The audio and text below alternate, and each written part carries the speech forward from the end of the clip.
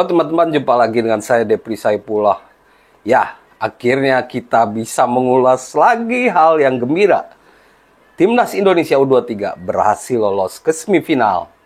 Itu artinya satu harapan atau tiket menuju Olimpiade hampir di tangan.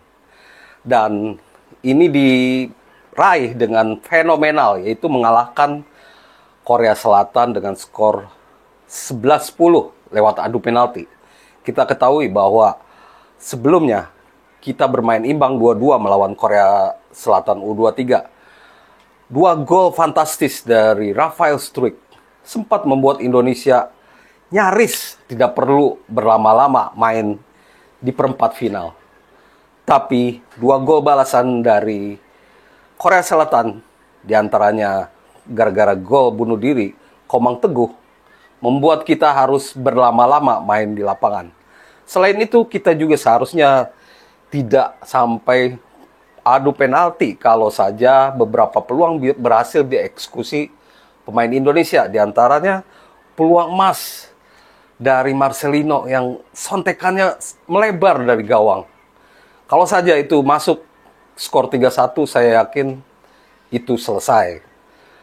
Dan di adu penalti, mental kembali berbicara.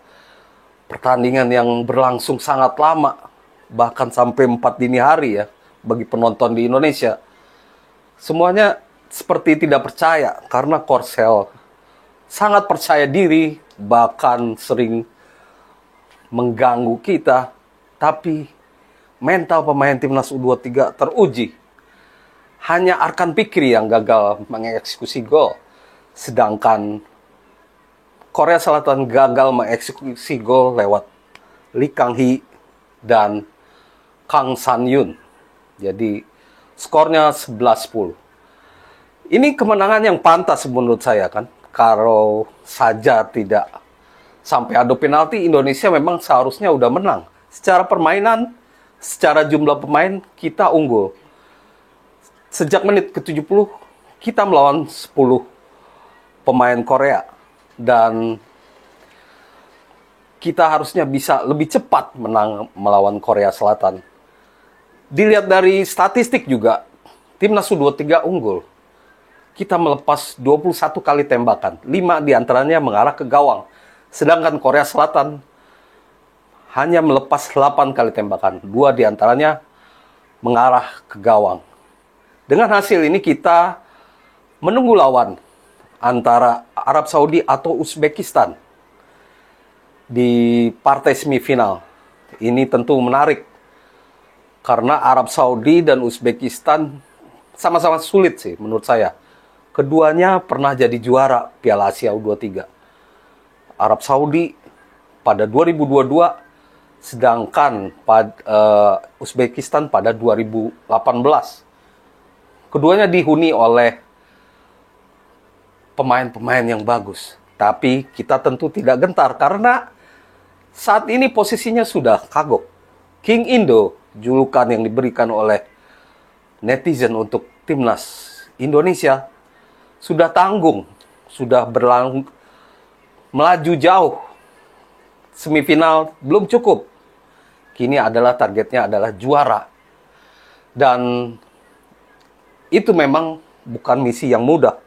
Karena kita harus melewati 2 laga lagi. Apapun hasilnya, kita tetap main 2 laga lagi. Mengapa? Karena pertama semifinal, kedua kalau kalah di semifinal, kita juga ada perebutan tempat ketiga. Nah ini diharapkan tidak berlarut-larut ya. Kita harus segera meraih tiket Olimpiade dengan cara lolos ke final atau meraihnya di perebutan tempat ketiga. Tapi atmosfer di timnas Indonesia saat ini hanyalah ingin juara. Kepercayaan diri tumbuh. Kepercayaan diri begitu tinggi. Saat ditanya Erick Thohir, para pemain juga mengatakan tidak lelah. Mereka belum lelah. Mereka masih ingin main 2 laga lagi. Dan kalau 2 laga menurut Erick Thohir ya, itu artinya juara. Ini tentu bakal jadi sejarah dan sekali lagi ini bukan hal mudah. Tapi kalau kita melihat hasil lawan Korea Selatan, mengapa tidak ya? Korea Selatan tim yang sangat kuat. Bahkan dengan 10 pemain mereka sangat dominan. Mereka punya kecepatan yang membuat kita kelabakan. Adu sprint terus, fisiknya luar biasa. Mereka juara Asian Games 2023 lalu. Jadi, siapapun lawannya di semifinal, saya yakin Indonesia bisa mengatasinya. Seperti yang dikatakan Sintayong bahwa kepercayaan diri pemain tinggi. Dia pun sekarang cukup yakin mengapa tidak bisa sampai final atau bahkan jadi juara. Dia merasa bertanggung jawab untuk terus meraih prestasi dengan timnas Indonesia. Di pertandingan kemarin, kita melihat bahwa ada beberapa posisi yang memang kurang bagus gitu ya. Di antaranya winger kanan yang sering diserang oleh Korea Selatan, dan ini menjadi PR bagi Sintayong untuk menentukan siapa pemain yang akan mengisi posisi winger kanan. Karena 3 pemain langsung dipakai ya.